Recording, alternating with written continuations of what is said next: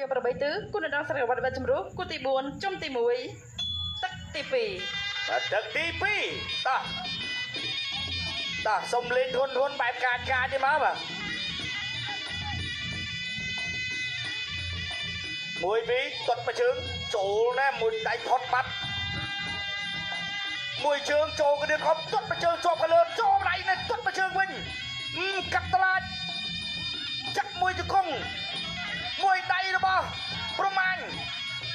ចាប់កាច់មកឲ្យជង្គង់របស់ប្រមាញ់ជង្គង់របស់ប្រមាញ់ទេសៈពើកម្លាំងវើគាត់ឈ្នះទៅទៀតបាទមិនដៃធាក់មួយខកមួយបាត់ចូលក្បាលពោះខកខាងលើវិញបែកទឹកទៅនេះអូយជើងរបស់ប្រមាញ់លឿនម្លេះណែ1 2តុកកាត់មួយទៀតធាក់មួយរបស់ធាក់ទៀតរបស់ប្រមាញ់ដៃទាត់មួយជើងបាទសពហមានអីសងអត់មួយជើងចូល2ដៃ1ដៃ2ដៃបាទសពហចូល2ដៃអាយអើយបាទប្រើក្បាច់នឹងដូចគ្នា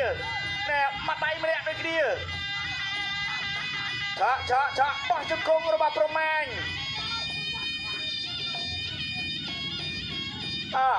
មួយដៃបេះរង្វង់ប្រចាំអត់ចូលទេទៅទៀតហើយជង្គង់របស់សពហអូយក្បាច់ស្អាត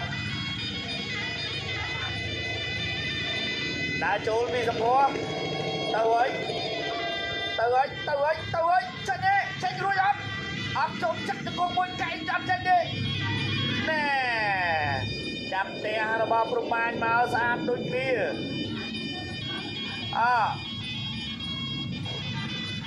មួយដៃគាត់មួយជើងទៅលើមួយដៃទៀតអត់រួចចេញត្រូវបោះជង្គង់បោះកាត់មកវិញ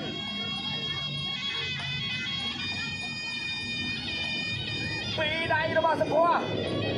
មួយជើងរបស់ប្រមាញ់អាយអើយធន់ធាក់មួយណែឆាក់ខាងក្រោមបែកខាងលើនៅឆ្កុយអូយមកជើងទៀតចូលក៏ចឹងកពេញលោធាក់មួយទៀតរបស់សភ័ឆាក់មួយសនៅចិត្តបែកក្បាលពោះបោះជង្គង់ចូលកណ្ដាប់ដៃរបស់ប្រមាញ់ធាក់មួយរបស់ប្រមាញ់រង្វង់ប្រចាំទៅមកម្នាក់ម្ដាយ